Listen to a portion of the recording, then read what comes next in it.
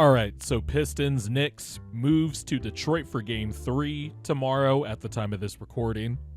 Series tied 1 game apiece.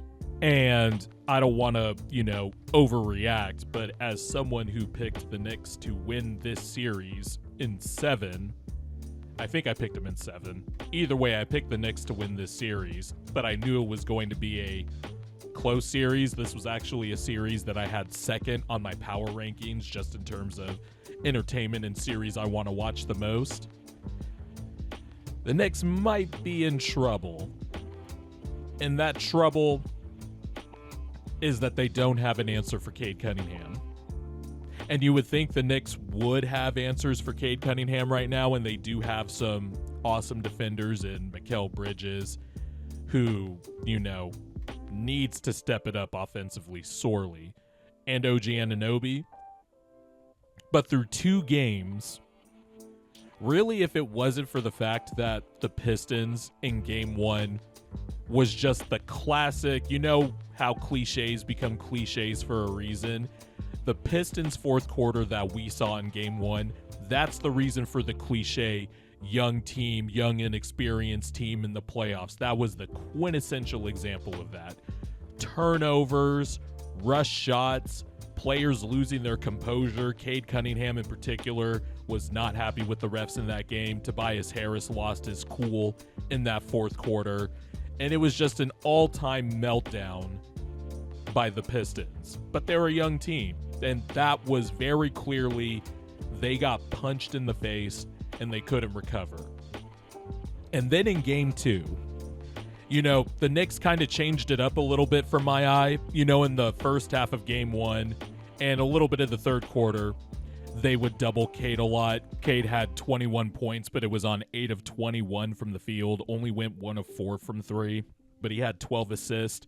They were 15 of 32 from 3. The Pistons were, Beasley, Tim Hardaway, Tobias Harris even. They were getting their threes off. And Cade was just perfectly fine making the correct decision, because that's what he does.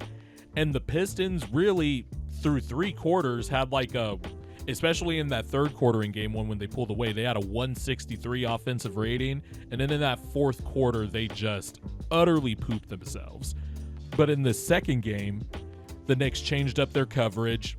It was more single coverage. Mikal and OG, sometimes Josh Hart, just depending on what the switch was or whatever. It was single coverage, and Cade was eating. OG Anunoby was the primary assignment, and Cade just went to work. And OG looks stronger than Cade, but Cade has some strength himself. And plus, he's 6'6", has a good handle, can back you down, and can elevate. And he was scoring over Anunoby. The Pistons were getting in transition more, so that gave Cade a head start to go downhill. When it was Karl Anthony Towns on the floor, the Knicks had Karl Anthony Towns in a drop, and OG had to fight over the screen, and Cade Cunningham got some nice, quite frankly, pretty easy warm-up, pull-up mid-range jumpers off of Cat's deep drop. They would actually have Mitchell Robinson play to the level of the screen and then recover back and still leave the primary defender one-on-one with Cade, which was usually OG. Sometimes they would switch Bridges onto him, but quite frankly, in the first 2 games, whenever Bridges has guarded Cade, Cade has kind of gotten the best of him, and I think that's because of that strength.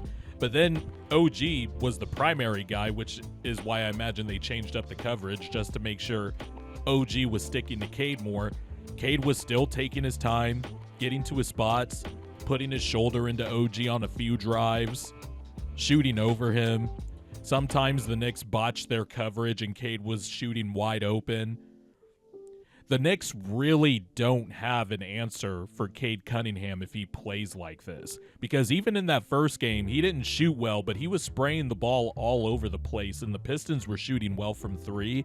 And quite frankly, if they didn't barf all over themselves in that fourth quarter in game 1, we could be looking at a 2-0 series lead. Or maybe not. Maybe the Pistons get fat and happy again, young and inexperienced, and, they lose game 2 because they already have game 1 in the bag. Who knows? My point is, 7 out of the 8 quarters, The Pistons have flat out been the better team, and the best player on the floor has not been Jalen Brunson. Sorry, Knicks fans.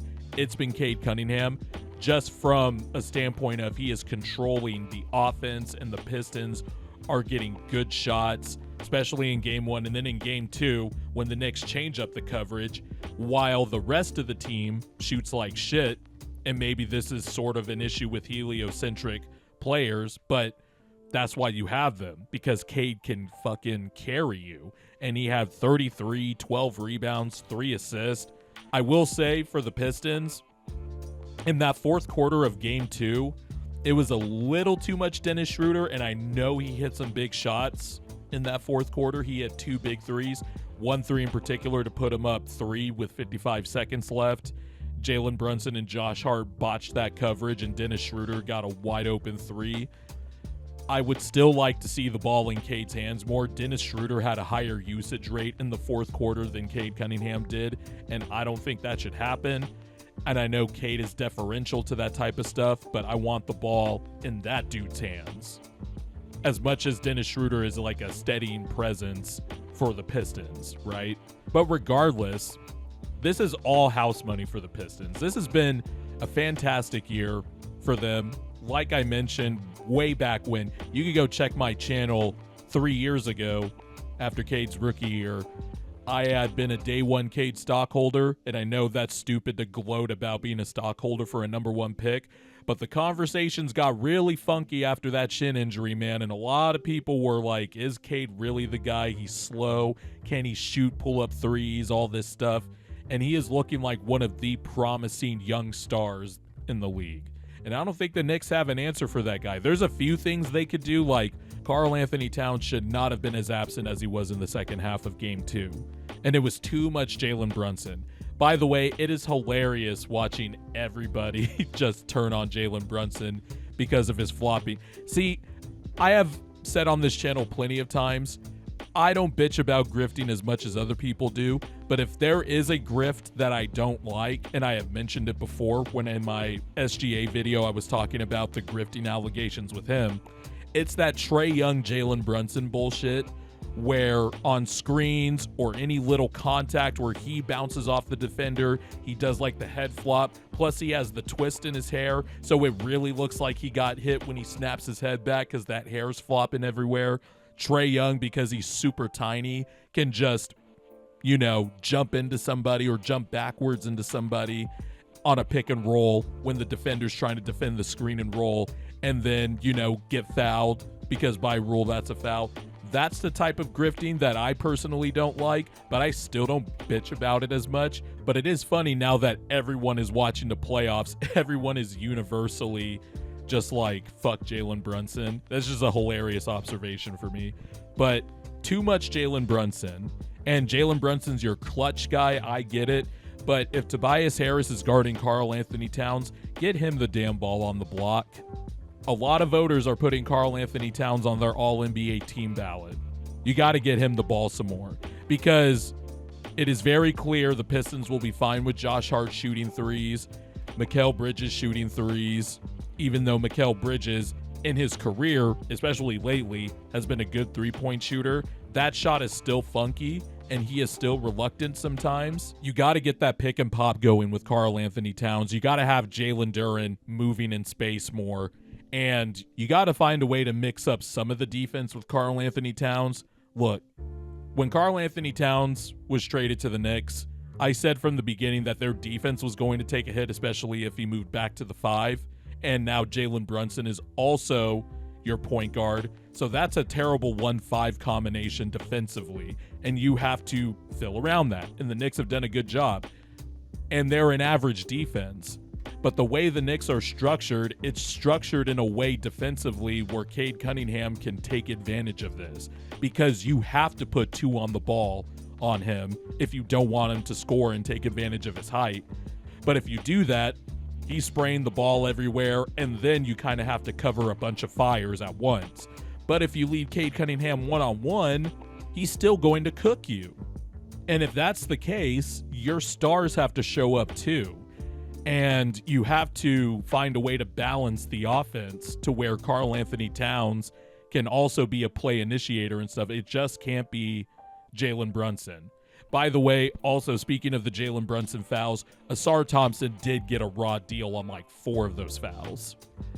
Especially the one where Jalen Brunson pulled Asar's arm and they reviewed it and still upheld the foul on Asar, which was insane.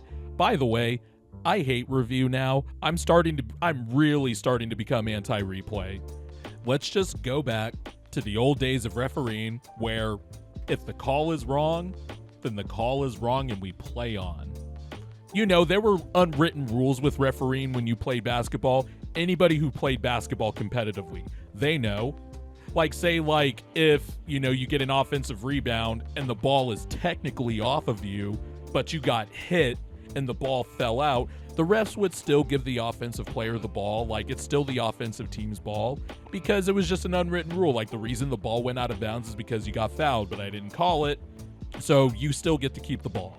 Like, stuff like that. Now, if you review it, because the ball got slapped out of bounds and then technically... And then refs get to review their own calls, which is, like, just insane to me because some of these refs, like Tony Brothers, for example, have a giant fucking ego and think everybody's there to see them. And so there's a high chance they're going to uphold their own call, even with Secaucus helping you out. Anyway, enough of that rant. Back to the Knicks. The Knicks are going to be in trouble going to Detroit because I think the role players are going to play better. Malik Beasley, who is, you know, to me, he should have won 6th Man of the Year, but I'm fine with Peyton Pritchard winning it. He did not have a good game shooting-wise. Neither did Tim Hardaway Jr. Now, granted, the threes they got were a lot different in Game 2 than Game 1, but the fact that the Pistons won that type of game in Game 2 and almost won the type of game where Cade Cunningham was more, you know, spraying the ball out, I would be really nervous if I were a Knicks fan. Because aside from Jalen Brunson and Karl Anthony Towns, where is that 3rd or 4th source of scoring going to come from? Because defensively, I just don't know what they could do with Cade Cunningham. Let me know what you think about this series in the comments below.